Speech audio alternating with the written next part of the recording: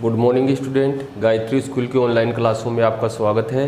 तो अपना जो चैप्टर नंबर 7 चल रहा था विद्युत धारा का चुंबकीय प्रभाव, उसमें अपने 2 पार्ट हो चुके थे पिछली कक्षा में और आज अपना पार्ट नंबर 3 रहेगा। ठीक है, इस पार्ट नंबर 3 में जो पार्ट नंबर 2 था अपना, ठीक है, उसमें बायो-सावर्ट का नियम हमने देख लिया था। ठीक है, अब बायो-सावर्ट के नियम और कूलाम के नियम में आपको समानता और असमानता देखनी है, क्या क्या दोनों में समानता क्या रहेगी और असमानता क्या होगी। तो आज अपना जो टॉपिक रहेगा वो नीचे स्टार लगा के डाल लो। बायो-सावर्ट के नियम व कूलाम के नियम में समानता व असमानता।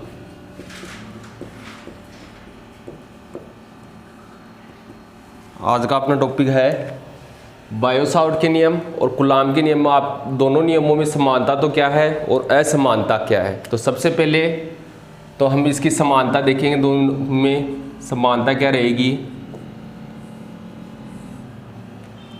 तो समानता तो नंबर 1 लगा के आप पहली समानता आप देखोगे। अब देखो, जो आपका बायो-सावर्ट का नियम है वो था आपका dB = μ0/4 पाई और ये आपका IDL sin θ/r²। ये तो बायो-सावर्ट का नियम से हमारा चुंबकीय क्षेत्र आया था और कूलाम के नियम से जो आपका बल आया था वो आया था K Q1 Q2/r²। ये आपका कूलाम के नियम से जो बल आया था वो था। ठीक है, तो दोनों नियमों में आपको क्या देखनी है, समानता देखनी है। इन दोनों में समानता क्या है। तो इसकी जो पहली जो समानता रहेगी वो रहेगी कि जो आपने ये दोनों नियम है, ठीक है, वो आपके दीर्घपरासी होते हैं, यानी इनकी प्रास होती है वो क्या है, दोनों की ज़्यादा होती है। दूसरी इन दोनों में समानता आपको दिखाई दे रही है कि ये दोनों जो नियम है वो अध्यारोपण के सिद्धांत की क्या करते हैं, पालना करते हैं। तो दोनों नियम है अपने कूलाम का नियम और बायो-सावर्ट का नियम, दोनों क्या करेंगे, अध्यारोपण के नियम की पालना करेंगे। और तीसरी इन दोनों में जो समानता है वो है कि ये दोनों ही नियम व्युत्क्रम वर्ग के नियम की क्या करते हैं, पालना करते हैं। व्युत्क्रम मतलब ये भी देखो, मतलब r² के व्युत्क्रमानुपाती है और ये भी क्या होगा, r² के व्युत्क्रमानुपाती है। तो दोनों क्या करेंगे, व्युत्क्रम वर्ग के नियम की पालना करेंगे। तो इसमें सबसे पहले नंबर 1 लगा के आप समानता 1 लिखोगे। इसकी पहली समानता नंबर 1 लगा के लिखो, दोनों ही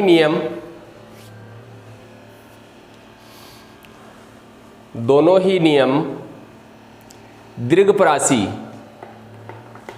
दोनों ही नियम दीर्घपरासी होते हैं। दोनों ही नियम दीर्घपरासी होते हैं। दूसरी समानता लिखो नंबर 2 लगा के, दोनों ही नियम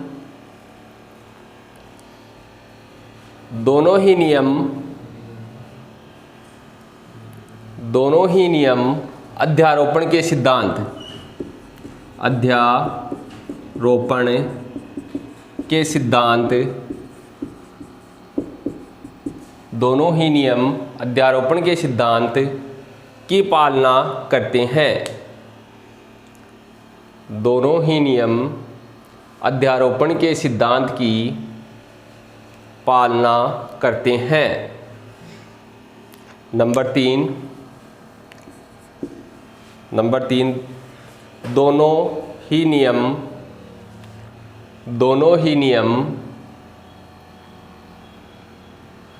व्युत्क्रम वर्ग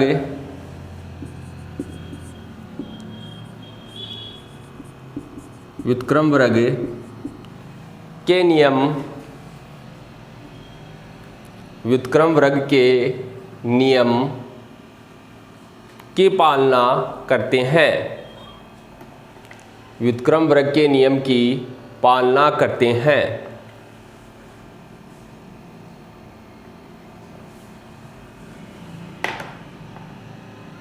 पालना करते हैं। तो ये तो तीन इनमें क्या थी, समानता, ठीक है। फिर नीचे लिखोगे असमानता।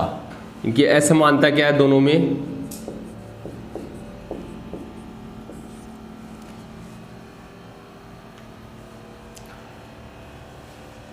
अब देखो असमानता अपने बायोसावर्ट के नियम में, ठीक है, चुंबकीय क्षेत्र का जो मान होता है, ठीक है, वो आईडीएल, यानी ये आपका विद्युत अवयव है आईडीएल, आईडीएल, इसके कारण क्या होता है, उत्पन्न होता है। चुंबकीय क्षेत्र का मान होगा वो किसके कारण होगा, इस आईडीएल के कारण होगा। जबकि कूलाम के नियम में अपना जो विद्युत बल होता है या विद्युत क्षेत्र होता है वो स्थिर आवेशों के कारण क्या होता है, उत्पन्न। ये स्थिर आवेश हैं आपके Q1 और Q2, इनके कारण क्या होता है, उत्पन्न होता है। तो ये इसकी पहली क्या है, असमानता। तो नंबर 1 लगा के लिखो, पहली असमानता इसकी नंबर 1 लिखो, बायोसावर्ट नियम में चुंबकीय क्षेत्र का मान विद्युत धारा अवयव आईडीएल के कारण उत्पन्न होता है। विद्युत धारा अवयव आईडीएल के कारण उत्पन्न होता है। जबकि कूलाम नियम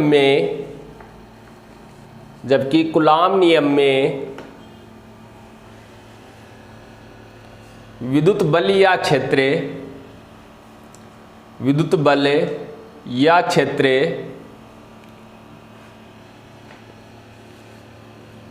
स्थिर आवेश स्मॉल क्यू के कारण उत्पन्न होता है।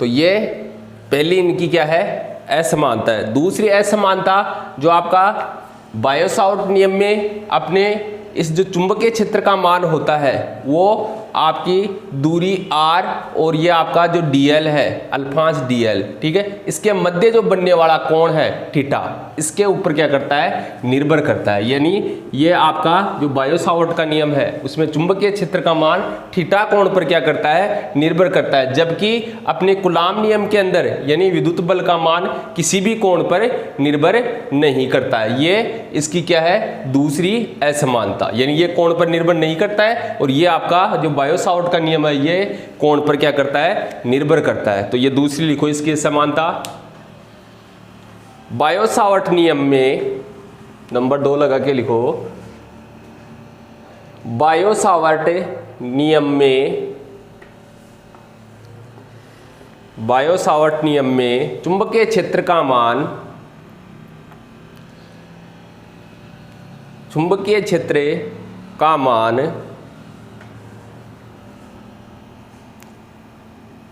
दूरी व अल्फांस के मध्य कोण पर निर्भर करता है। दूरी व अल्फांस के मध्य कोण पर निर्भर करता है, कोण पर निर्भर करता है। जबकि कूलाम नियम में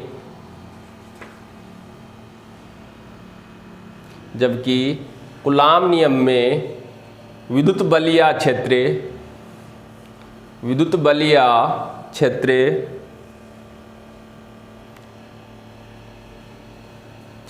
कोण पर निर्भर नहीं करता है।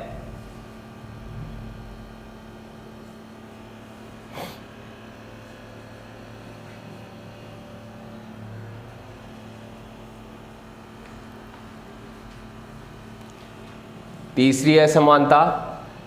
नंबर 3 जो अपनी असमानता रहेगी,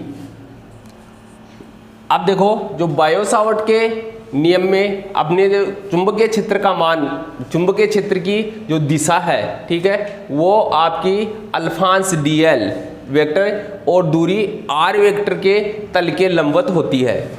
यानी इस प्रकार से आप जब इसको आप सदिश रूप में लिखते हो तो इस प्रकार से लिखते हो कि db vector equal to mu nought upon 4 pi और ये आपका i और ये r vector cross dl vector और अपॉन r क्यूब। ये आपके बायो-सावर्ट के नियम का जो सदिश रूप है, ठीक है। तो सदिश रूप में आप देखोगे जो आप इस db वेक्टर यानी चुंबकीय क्षेत्र की जो दिशा है वो आपकी यहाँ पर r सदिश और dl सदिश के तल के क्या रहेगी, लंबवत रहेगी। जबकि अपने कूलाम नियम में जो आपके विद्युत बल की जो दिशा होती है, इन दोनों आवेशों को मिलाने वाली रेखा के अनुदिश, यानी दो आवेश हैं आपके, ये एक आपका Q1 है और दूसरा आपका क्या रहेगा Q2। तो इन दोनों आवेशों को मिलाने वाली रेखा ये है आपकी, जिनके मध्य की दूरी आपकी क्या है, तो इसके अनुदिशी रहेगी, या तो इधर आएगी या फिर इधर आएगी, ठीक है। तो इन दोनों आवेशों को मिलाने वाली रेखा के अनुदिश आपके विद्युत बल की क्या रहेगी, दिशा रहेगी। ये दोनों में क्या है, असमानता है। तो नंबर 3 लिखो इसकी। बायो-सावर्ट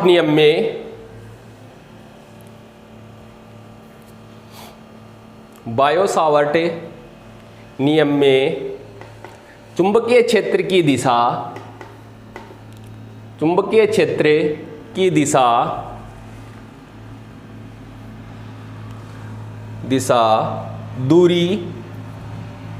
दूरी स्मॉल r सदिश, दूरी स्मॉल r सदिश व अल्फांस dl सदिश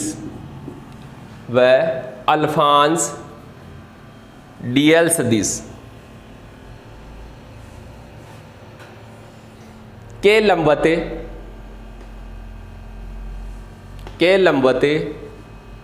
अल्फांस dl सदिश के तल के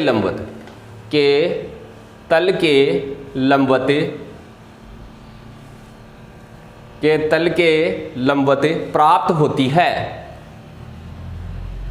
के तल के लंबवत प्राप्त होती है। जबकि कूलाम नियम में विद्युत बल की दिशा दोनों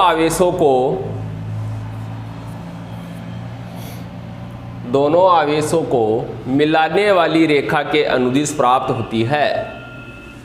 दोनों आवेशों को मिलाने वाली रेखा के अनुदिश प्राप्त होती है, के अनुदिश प्राप्त होती है।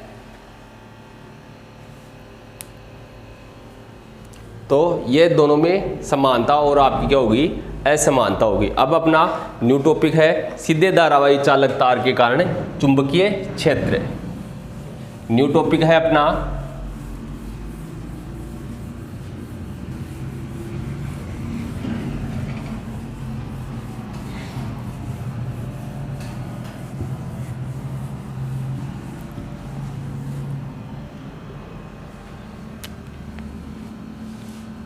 सीधे धारावाही चालक तार के कारण चुंबकीय क्षेत्र। सीधे धारावाही चालक तार के कारण चुंबकीय क्षेत्र, ठीक है। इसमें पहला पॉइंट आएगा अपना, पहला पॉइंट परिमित लंबाई के धारावाही चालक तार के कारण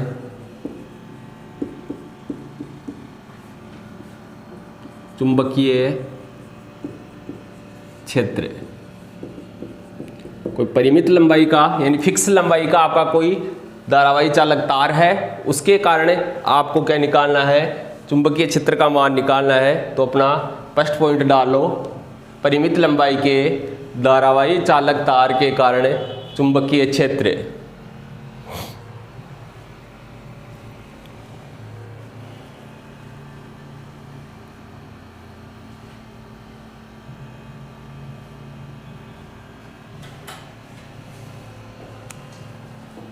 अब देखो इधर डायग्राम देखना है आपको, ये आपका कोई परिमित लंबाई का धारावाही चालक तार है अक्ष वाई, जिसमें धारा आई क्या हो रही है, प्रवाहित हो रही है। तो इसके बिंदु O से लंबाई के लंबवत d दूरी पर कोई बिंदु P है, इस बिंदु P पर आपको क्या करना है, चुंबकीय क्षेत्र का मान ज्ञात करना है। इसके लिए आप इसके ऊपर एक अल्फांश लेओगे, यानी O बिंदु से L दूरी के ऊपर, यह वाली दूरी आपकी क्या है, L, इस L दूरी के ऊपर कोई आपका बिंदु है O डैश, और इसका जो अल्फांश है वह है आपका DL। एक DL अल्फांश लेओगे और जो बिंदु P से, यह आपकी बिंदु P है, उससे आपका R दूरी पर है, बिंदु P से क्या रहेगा, R दूरी पर रहेगा। अब यहाँ से इसके मध्य यानी आपके अल्फांश और दूरी R के मध्य का जो कोण बनेगा, ये वाला जो आपका कोण है वो है थीटा, ये आपका थीटा हो गया। तो जो ये आपका अंदर वाला जो कोण बच गया वो है आपका 180 माइनस थीटा, ठीक है। इसी प्रकार यहाँ इसके ऊपर वाले सिरे, यानी ऊपर वाला सिरा है आपका y, इस ऊपर वाले सिरे पे एक अल्फांश लेता हूँ और एक नीचे वाले सिरे पे मैं एक DL अल्फांश लेता हूँ, और इनको भी मैं क्या करता हूँ, इस बिंदु P से मिला देता हूँ। ये बिंदु P है आपकी, तो इस बिंदु P पर इन अल्फांशों के द्वारा जो अंतरित कोण होंगे, इसका तो जो अंतरित कोण होगा वो आपका φ1, और नीचे वाले अल्फांश के द्वारा इस पर अंतरित कोण है वो रहेगा आपका φ2। तो इस प्रकार से आपको क्या करना है, ये डायग्राम बनाना है। यहाँ पर देखो ये लंबवत है, इसका मतलब ये अपना क्या रहेगा, 90 रहेगा, और ये भी अपना क्या आएगा, 90 आएगा। तो इस प्रकार से सबसे पहले आप डायग्राम बनाओगे, तो ये जल्दी डायग्राम बना लो।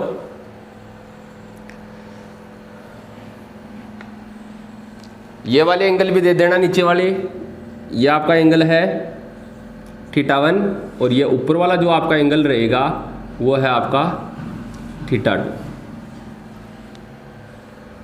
ये बिंदु आपकी O है, बिंदु O। जल्दी बनाओ डायग्राम।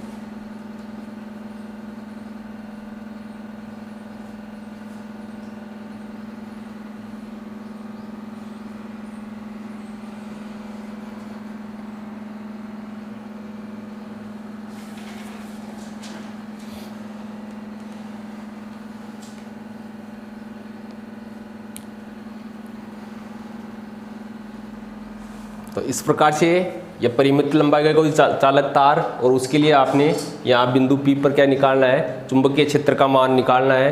तो माना ये आप क्या कर रहे हो, एक XY परिमित लंबाई का चालक तार ले रहे हो, उसमें धारा क्या हो रही है, I प्रवाहित हो रही है। तो इसके बिंदु O से, ठीक है, लंबाई के, इसकी लंबाई के लंबवत d दूरी के ऊपर स्थित बिंदु P पर आपको क्या करना है, चुंबकीय क्षेत्र का मान ज्ञात करना है। इसके लिए बिंदु O से आप L दूरी के ऊपर, इस तार के ऊपर आपको एक dl अल्फांश की क्या करनी है, कल्पना करनी है। ठीक है, ये जो आपका dl जो अल्फांश है वो बिंदु P से r दूरी व थीटा कोण के ऊपर क्या है, स्थित है। तो ये इस dl अल्फांश के कारण यहाँ r दूरी पर स्थित बिंदु P पर आपको क्या करना है, चुंबकीय क्षेत्र का मान ज्ञात करना है। वो चुंबकीय क्षेत्र का मान आएगा बायो सावर्ट के नियम से, बायो सावर्ट के नियम से। तो बायो सावर्ट के नियम से चुंबकीय क्षेत्र का मान होगा आपका dB equal to mu nought upon 4 pi, या आपका IDL sine theta upon r square. इसको समीकरण आपको क्या दे देना है, 1। तो सबसे पहले आप लिखो, इसमें डायग्राम बनाने के बाद लिखना है आपको, लिखो पहले, देखो माना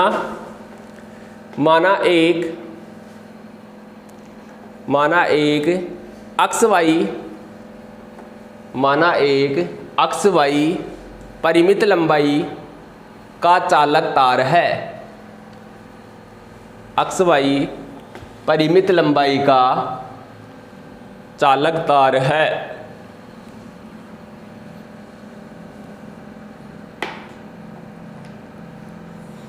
चालक तार है जिसमें धारा कैपिटल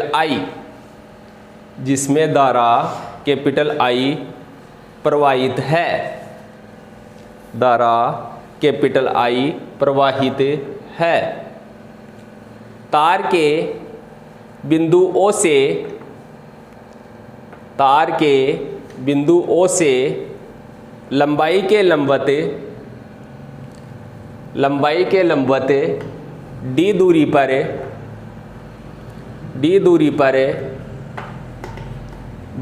पर स्थित बिंदु P पर,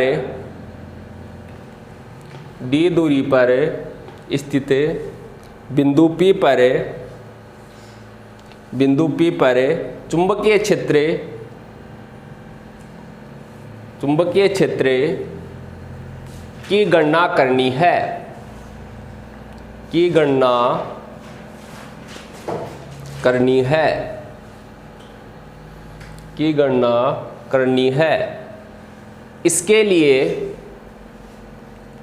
इसके लिए बिंदु O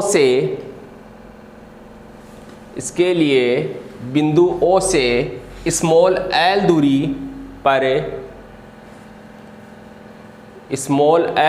पर एक अल्फांश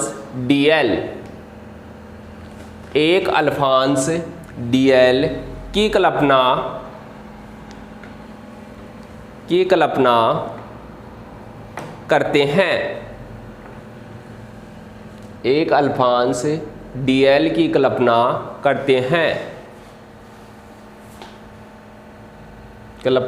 करते हैं, जो बिंदु P से स्मॉल r दूरी व थीटा कोण पर स्थित है।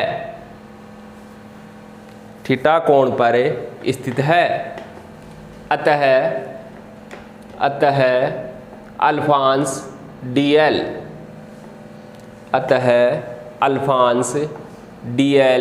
के कारण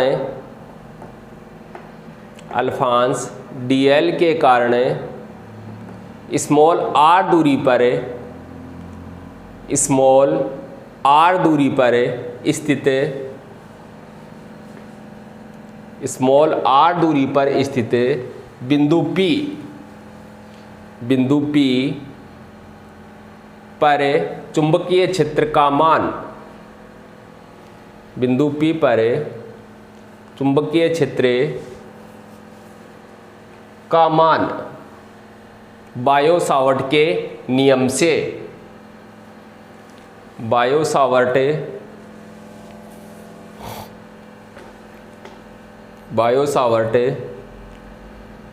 के नियम से,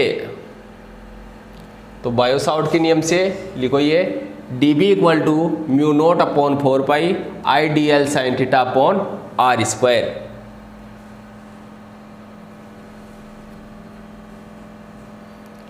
तो ये अपना समीकरण 1 हो जाएगा। अब देखो यहां पर एक आपको त्रिभुज दिखाई दे रहा है, त्रिभुज O डैश और P से, ये वाला त्रिभुज दिखाई दे रहा है O डैश और P, ठीक है।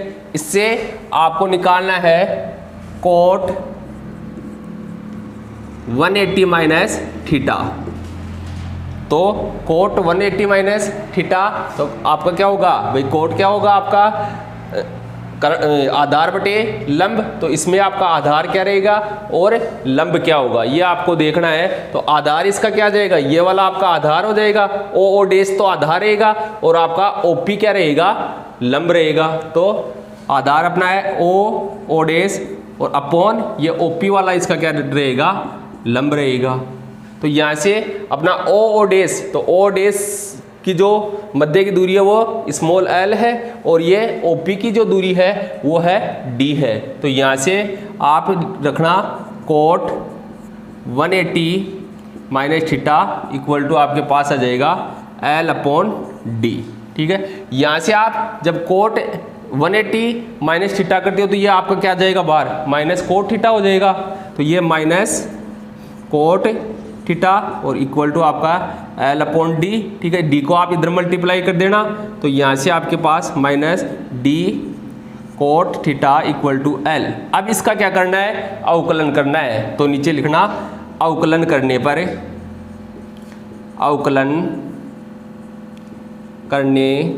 पर जब आप इसका अवकलन करोगे तो आपके पास आ जाएगा माइनस d, और इस कोट थीटा का जब आप अवकलन करोगे तो इसका अवकलन रहेगा आपका माइनस कोसेक स्क्वायर थीटा और d थीटा। इसका अवकलन कोट थीटा का अवकलन क्या आएगा, cosec square theta minus cosec square theta d theta और इक्वल टू ये आप जब l का अवकलन करोगे तो ये आपका पास आ जाएगा dl। अब यहाँ पर देखो माइनस माइनस, एक माइनस बाहर है और एक अंदर है, तो माइनस माइनस आपका क्या हो जाएगा, प्लस हो जाएगा और आपके पास आ जाएगा d cosec square theta d theta equal to dl। ये आप समीकरण दे देना 2। तो समीकरण 2 तक करो जल्दी।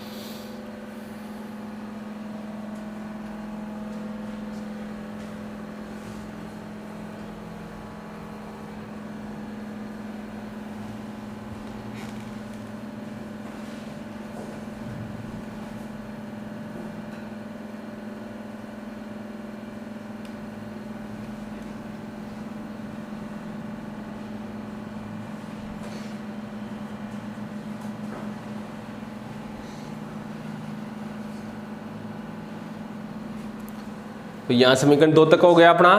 तो इसी प्रकार त्रिभुज ओ डैश पी से आपको क्या निकालना है, कोसेक 180 माइनस थीटा। तो कोसेक 180 माइनस थीटा आपका हो जाएगा कर्ण बटे लंब। तो कर्ण आपका क्या रहेगा, ओ डैश पी, कर्ण तो होगा इसमें ओ डैश पी, और आपका कर्ण बटे लंब, लंब अपना आएगा ओ पी। तो ओ डैश पी अपना क्या है, आर है, तो ओ डैश पी की जगह आर रख देना, और अपना जो लंब ओ पी है उसकी जगह क्या रख देना, डी। तो यहाँ से आपका आ जाएगा cosec 180 minus theta equal to R upon D. तो यहाँ कोसेक 180 माइनस थीटा आपका होता है कोसेक थीटा, कोसेक थीटा, और ये अपॉन में आ जाएगा आपका आर अपॉन डी। तो यह डी को इधर मल्टीप्लाई कर दो तो आपके पास आ जाएगा डी कोसेक थीटा और इक्वल टू आर। इसको समीकरण दे देना 3। समीकरण 3 दे, जल्दी करो समीकरण 3 तक।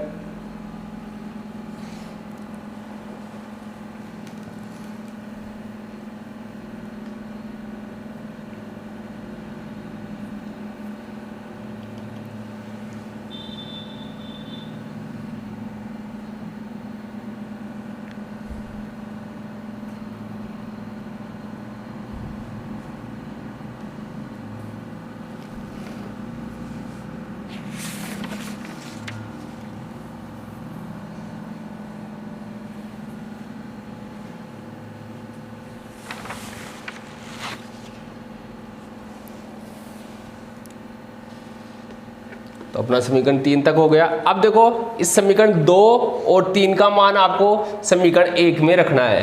तो नीचे लिखना है समीकरण 2 व 3 का मान समीकरण 1 में रखने पर समीकरण 2 व 3 का मान समीकरण 1 में रखने पर, अब समीकरण 1 में आप रखोगे इनका मान तो आपके पास डी बी इक्वल टू आ जाएगा म्यू नोट अपॉन 4 पाई, ये आपका आई, और डी एल की जगह आपको रखना है ये समीकरण 2 वाला मान, यानी D cosec square theta D theta, और ये आपका साइन थीटा आ जाएगा, और अपॉन आपके पास नीचे आर स्क्वायर है तो आर की जगह आप रखोगे डी कोसेक थीटा, तो ये हो जाएगा आपका D square cosec square theta. अब जो कट रहा है इसमें उसको काट देना, तो एक डी से आपका एक डी कैंसिल हो जाएगा, और कोसेक स्क्वायर थीटा से कोसेक स्क्वायर थीटा आपका कैंसिल आउट हो जाएगा। तो डी बी इक्वल टू आपके पास आ जाएगा म्यू नोट अपॉन 4 पाई, और ये आपके पास आ जाएगा आई साइन थीटा डी थीटा, और अपॉन आपके पास आ जाएगा डी। इसको आप समीकरण दे देना 4। तो समीकरण 4 तक करो जल्दी।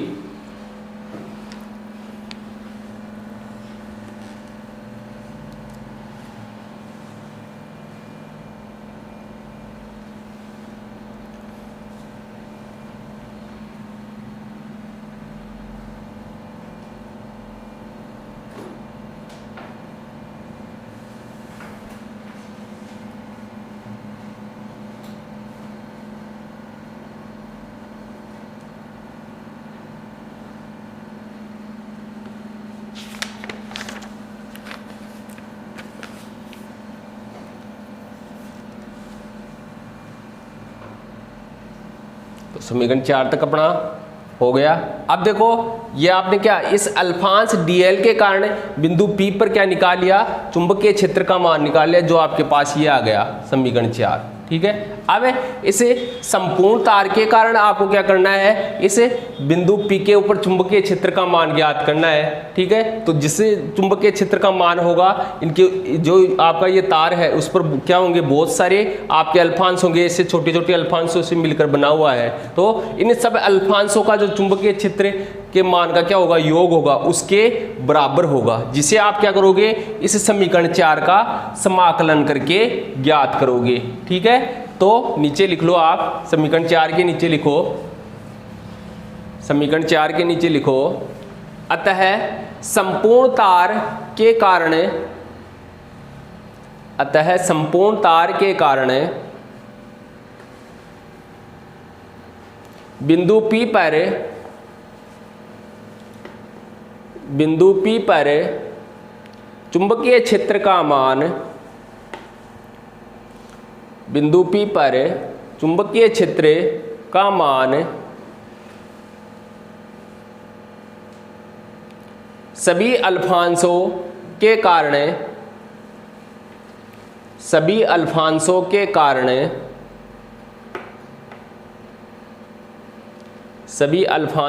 कारण चुंबकीय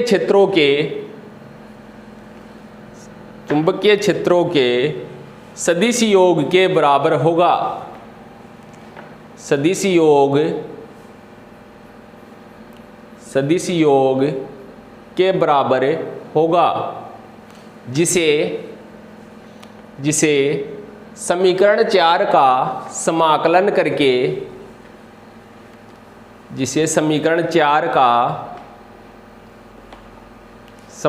करके ज्ञात करते हैं।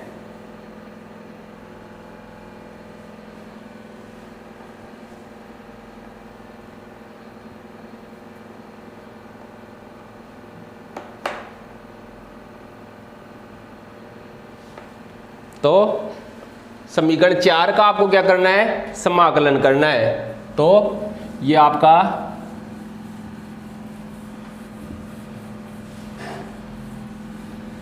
नीचे समीकरण 4 है। इस समीकरण 4 का जब आप इंटीग्रेशन करो dB का करोगे तो आपके पास क्या हो जाएगा, इसका इंटीग्रेशन b, ठीक है। इसका आप इंटीग्रेशन करो इंटीग्रल, अब देखो इंटीग्रल पे लिमिट लगाई गई है, ये अल्फांस अपने यहाँ θ1 से θ2 तक चल रहे हैं, तो लिमिट लगा देना इसकी θ1 से θ2 तक, और ये μ0/4 पाई, और ये आपके पास I sin theta d theta और अपॉन d। यहाँ से जो कांस्टेंट है उसको इंटीग्रल से बाहर ले लेना, तो यहाँ पर जो कांस्टेंट रहेगा वो रहेगा अपना μ0I/4 पाई d। ये कांस्टेंट है, इसको इंटीग्रल से बाहर ले लिया, और ये इंटीग्रल आपका θ1 से θ2 तक, और ये आपका sin थीटा d थीटा। तो sin थीटा का आप क्या करोगे, समाकलन करोगे, तो समाकलन इसका हो जाएगा माइनस cos थीटा। तो इसका समाकलन कर लो, b = μ0I/4 पाई d, और इसका इंटीग्रल आ जाएगा आपके पास माइनस cos थीटा, ठीक है। और लिमिट लगा दो θ1 से θ2 तक। अब लिमिट रखो इसमें, जब आप लिमिट रखोगे b =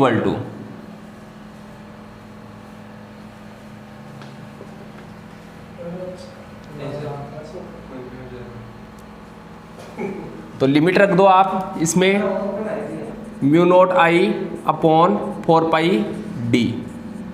ऊपर वाली लिमिट पहले रखोगे आप तो आपके पास आ जाएगा माइनस cos θ2, ठीक है। फिर यहाँ माइनस लगाओगे, और यहाँ पहले से माइनस है आपके पास, तो माइनस माइनस क्या हो जाएगा, प्लस हो जाएगा, और ये आपका cos θ1।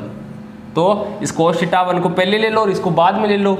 इसको इस प्रकार से लिख लो कि b = μ0I/4 पाई d, और ये आपके पास आ जाएगा cos θ1 माइनस cos θ2। और इसको समीकरण दे दो अगला 5। तो समीकरण 5 तक करो जल्दी।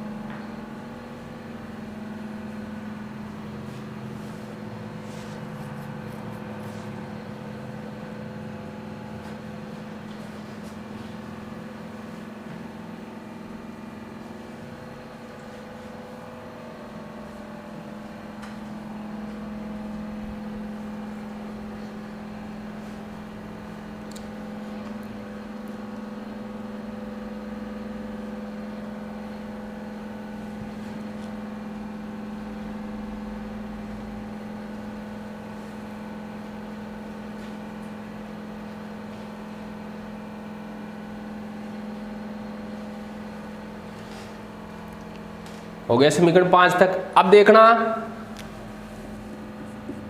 त्रिभुज अक्ष OP में, त्रिभुज ये दे रखा आपको अक्ष OP, ठीक है। इसमें आपको θ1 की वैल्यू देखनी है, तो θ1 की वैल्यू क्या रहेगी, थीटा वन इक्वल टू, ठीक है, यानी त्रिभुज के तीनों कोणों का योग अपना 180 होता है, ठीक है। इनमें आपको ये दो कोण दे रखे हैं, एक आपका 90 का है और ये आपका φ2 है। तो आपका थीटा वन कितना है भाई, 180 में से क्या कर दो 90 प्लस φ2 घटा दो, तो ये आपका थीटा 2 हो जाएगा। तो यहाँ से 180 माइनस 90 प्लस φ2, ये इसमें से घटा देता हूँ, ये आपका थीटा वन रहेगा, ठीक है। तो ये अपना थीटा वन इक्वल टू आपके पास 180 माइनस 90 और माइनस φ2 हो जाएगा, और यहाँ 180 में से 90 घटा दो तो आपके पास आ जाएगा theta one equal to 90 minus φ2, ये तो आपका थीटा वन हो जाएगा। फिर एक त्रिभुज आपको ऊपर दे रखा है, त्रिभुज ये वाई ओ और पी, ये वाला त्रिभुज दे रखा है आपको, तो त्रिभुज वाई ओ पी में, तो वाई ओ पी में आपको थीटा 2 ज्ञात करना है। तो आपका ये थीटा 2 क्या रहेगा, ये जो आपका थीटा 2 है, ठीक है, ये क्या है आपका 22 कोण है। तो ये आपके त्रिभुज के अंदर जो आपके अंतराभिमुख कोण है यानी 90 और ये आपका φ1, इसके योग के बराबर होगा। यानी ये त्रिभुज का आपका क्या है 22 कोण, तो 22 कोण का मान किसके बराबर होता है, त्रिभुज के जो आंतरिक अंतराभिमुख कोण होते हैं उनके योग के बराबर होता है। यानी आपका जो नीचे लिख देना आपका कि थीटा 2 22 कोण है, अतः आपका ये थीटा 2 होगा वो किसके बराबर आएगा 90 प्लस φ2 के, यानी इसके अंतराभिमुख कोणों के योग के बराबर होगा इसका मान। तो ये आपका थीटा 2 का मान रहेगा। जल्दी थीटा 2 तो करो।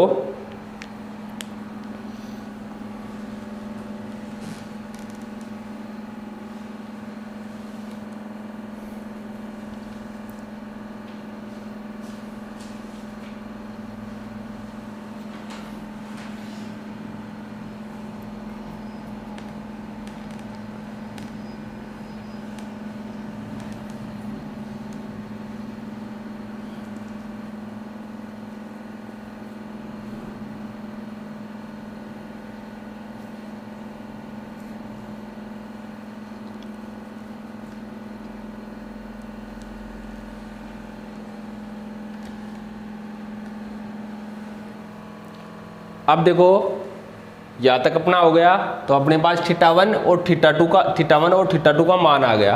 तो नीचे करना है आपको इस समीकरण 5 में थीटा 1 व थीटा 2 का मान रखने पर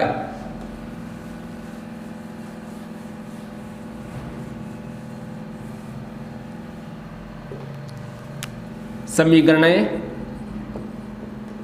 5 में थीटा 1 व थीटा 2 का मान रखने पर तो वैल्यू रख दो इसकी, तो आपका b इक्वल टू हो जाएगा mu nought I upon 4πd। तो यहाँ से कोस अपना थीटा 1 की वैल्यू है आपके पास 90 माइनस φ2 और फिर माइनस कोस, और थीटा 2 की अपने पास वैल्यू है 90 प्लस φ2,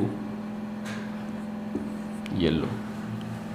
अब आगे आपको इसको सोल्व करना है, तो mu nought I upon 4πd, इधर देखो ये आपका कोस 90 माइनस φ2 है, तो ये तो आपका क्या हो जाएगा साइन φ2, तो इसकी जगह तो आप साइन φ2 रख दो, साइन φ2, ठीक है।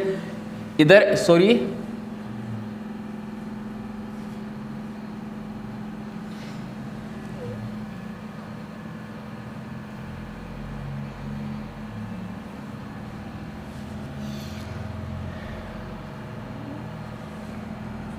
φ2 और इधर ये नीचे आपका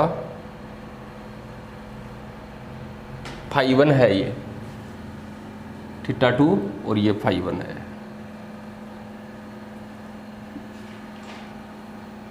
यानी ये उल्टा ले लिया आपने, ये नीचे वाला आपने थीटा 1 लिया है तो इसको φ1 ले लो नीचे वाले को, और ऊपर वाले को φ2। नीचे वाले को जो आपके यहाँ पर पी पर अंतरित कोण है इसको φ1 ले लेना और इसको φ2 ले लेना। अब सही आ जाएगा अपना तो यहाँ θ1 की जगह अपने ये θ1 इक्वल टू आ जाएगा φ1, ये φ1 और इसको φ1 कर देना, इधर आपका आ जाएगा φ2। अब सही है अपना। तो यहाँ से अपना ये θ1 है, तो θ1 की जगह आपका आएगा 90 माइनस φ1 और ये 90 प्लस φ2। तो यहाँ से आपके पास इसका मान हो जाएगा sin φ1 और ये cos 90 प्लस φ2 है, तो इसका मान हो जाएगा माइनस sin φ2। अब ये माइनस माइनस अपना क्या आ जाएगा, प्लस हो जाएगा। तो आपके पास b इक्वल टू आ जाएगा μ0i अपॉन 4πd और ये आपके पास आ जाएगा sin φ1 प्लस sin φ2। ये अपना चुंबकीय क्षेत्र का मान आ जाएगा और इसको कोई समीकरण दे देना 6। इसे अपने परिमित लंबाई के सीधे धारावाही चालक तार के कारण जो चुंबकीय क्षेत्र का मान होगा वो होगा आपका b equal to μ0i 4πd ये sin φ1 प्लस sin φ2। तो समीकरण 6 तक कर लो जल्दी।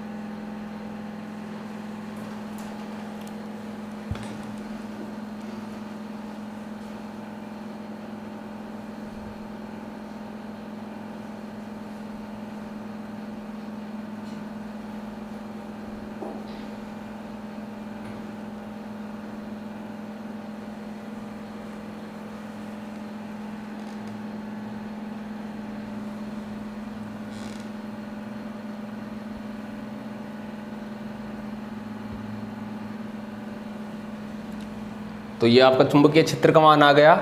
अब देखो इसमें आपको विशेष स्थिति देखनी है इसकी, तो नीचे स्टार लगा के लिखो विशेष स्थितियां।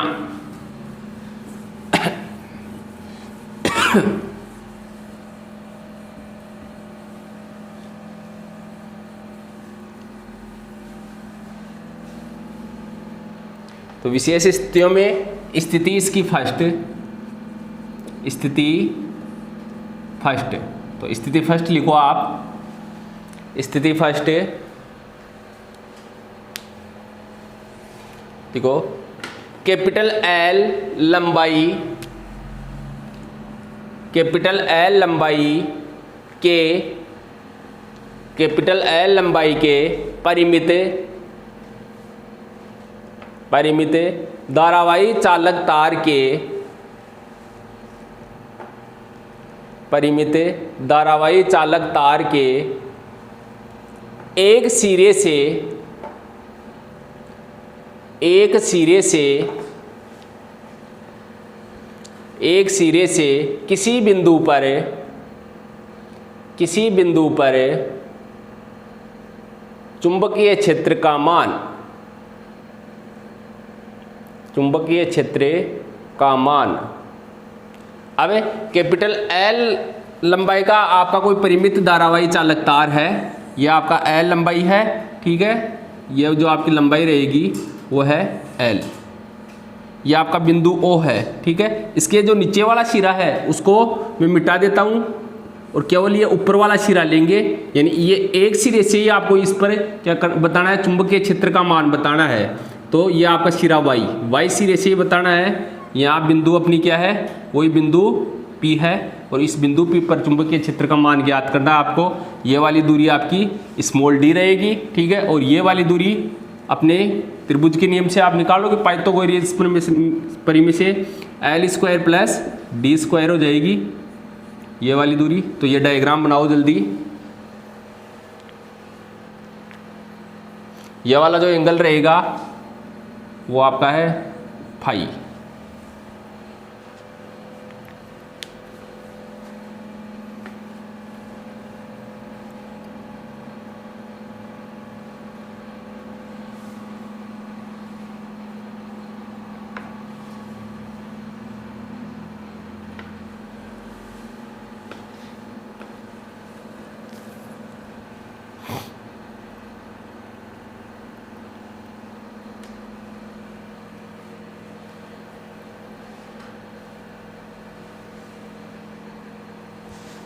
अब देखो आपका कैपिटल L लंबाई का परिमित धारावाही चालक तार है, उसके एक सिरे से किसी बिंदु पर आपको क्या निकालना है, चुंबकीय क्षेत्र का मान निकालना है। तो नीचे लिखो समीकरण 6 से, तो समीकरण 6 ये नीचे दे रखा आपको, समीकरण 6 से, तो समीकरण 6 लिखो पहले।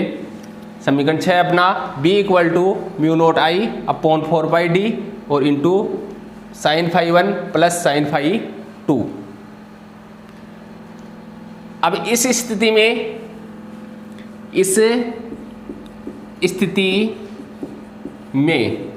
तो इस स्थिति में देखो नीचे आपका जो फाई 1 था वो तो क्या हो गया, 0 हो गया। फाई 1 तो क्या रहेगा, 0, और जो फाई 2 है उसकी जगह आपने क्या ले लिया, फाई ले लिया। तो फाई 2 इक्वल टू क्या कर देना, फाई। ये वाली वैल्यू आपको इस समीकरण में रखनी है।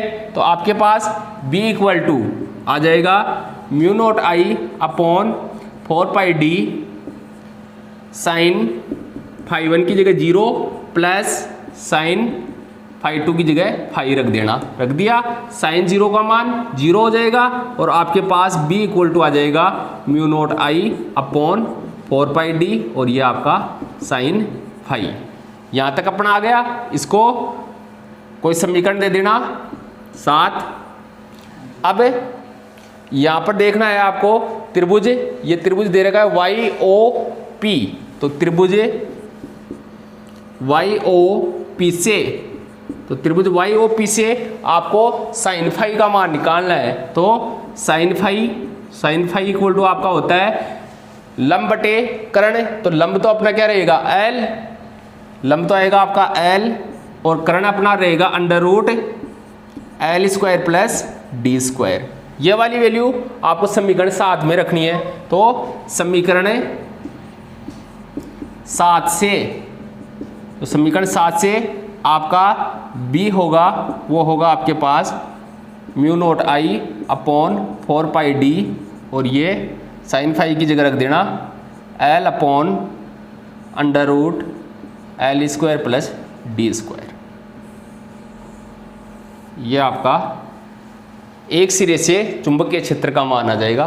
तो जल्दी नोट कर लो इसको।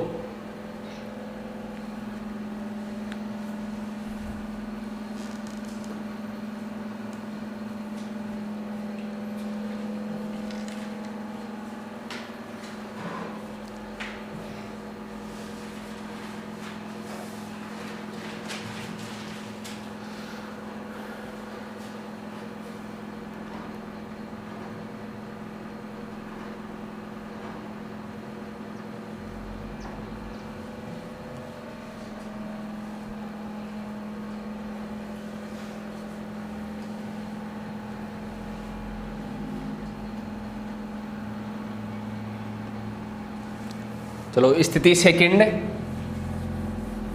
स्थिति लिखो, स्थिति सेकंड लिखो जल्दी। सेकंड स्थिति लिखो, परिमित लंबाई के धारावाही चालक तार के कारण, परिमित लंबाई के धारावाही चालक तार के कारण d दूरी पर, स्मॉल d दूरी पर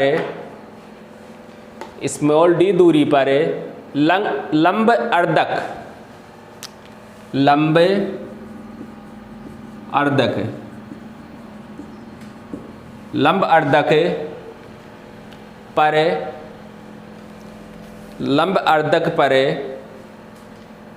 चुंबकीय क्षेत्र का मान, लंब अर्धक पर चुंबकीय क्षेत्र का मान।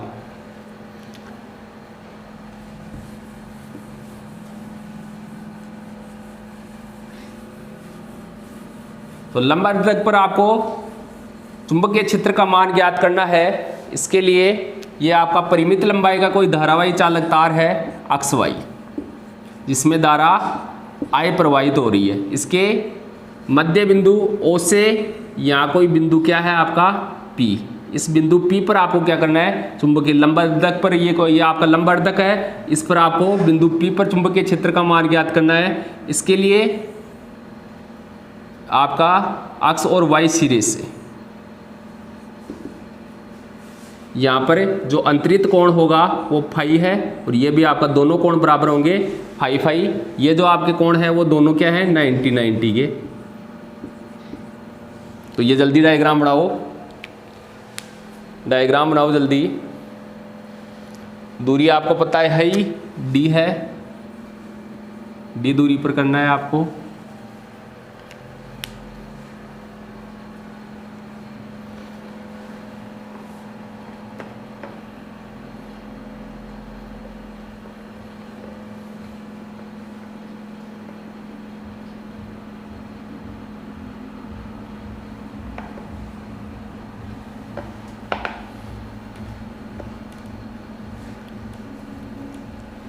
तो डायग्राम अपना हो गया, ठीक है। वही अब वापस करना है समीकरण 6 से, समीकरण 6 से।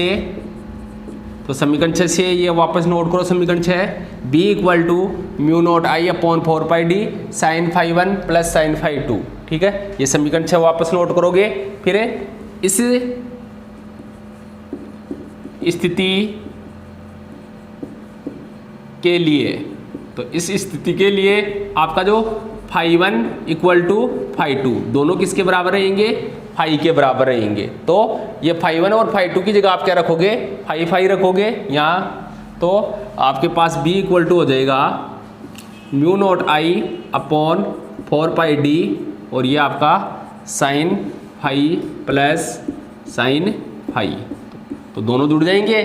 तो आपके पास आ जाएगा b equal to mu nought I upon 4 pi D, और ये आपका 2 साइन फाई। तो 2 से अपना ये नीचे वाला 2 कैंसिल आउट हो जाएगा और नीचे 2 बच जाएगा, और आपका b इक्वल टू आ जाएगा mu nought I upon 2 pi D, और ये आपका साइन फाई। तो ये लंबवर्धक पर आपका क्या जाएगा, चुंबकीय क्षेत्र का मान। जल्दी करो।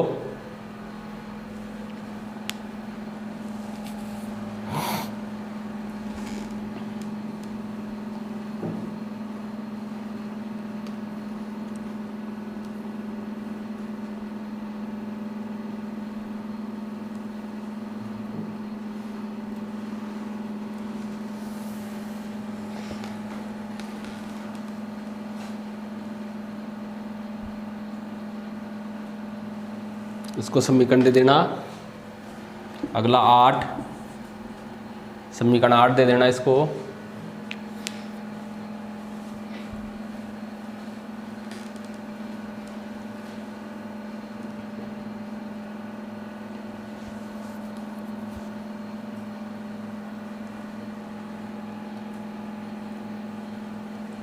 अब ये आपकी 2 स्थितियां हो गई, और अब स्थिति नंबर 3, स्थिति नंबर 3 नोट करो जल्दी। स्थिति नंबर 3 है अपने, यदि फाई इक्वल टू 0 हो तो, यदि फाई इक्वल टू 0 हो तो अर्थात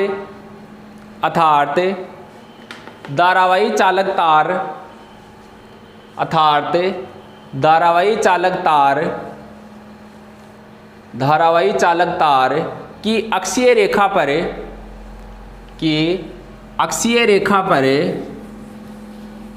चुंबकीय क्षेत्र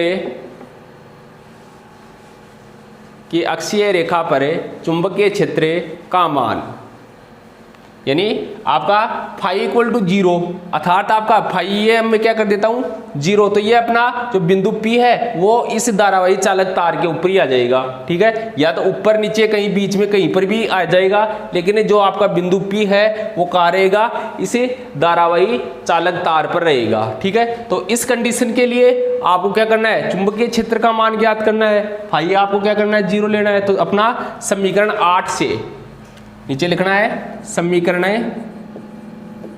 8 से, तो समीकरण 8 से आपका b equal to mu nought I upon 2 pi D, ठीक है। और साइन यहाँ फाई की जगह आपको क्या रखना है, 0 रखना है।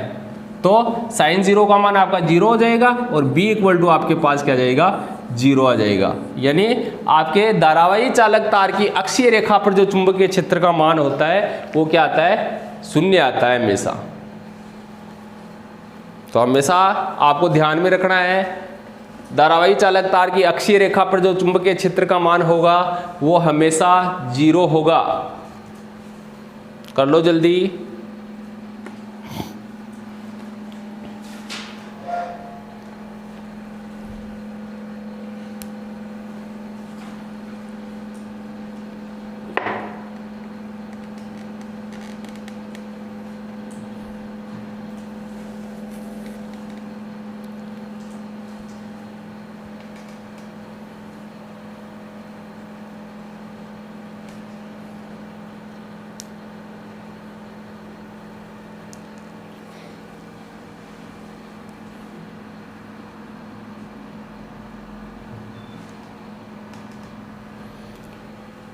तो इस प्रकार से हमने परिमित लंबाई के धारावाही चालक तार के कारण चुंबकीय क्षेत्र का मान देख लिया। ठीक है, अपनी जो नेक्स्ट क्लास रहेगी उसमें अनंत लंबाई के धारावाही चालक तार के कारण आप क्या देखोगे, चुंबकीय क्षेत्र का मान देखोगे।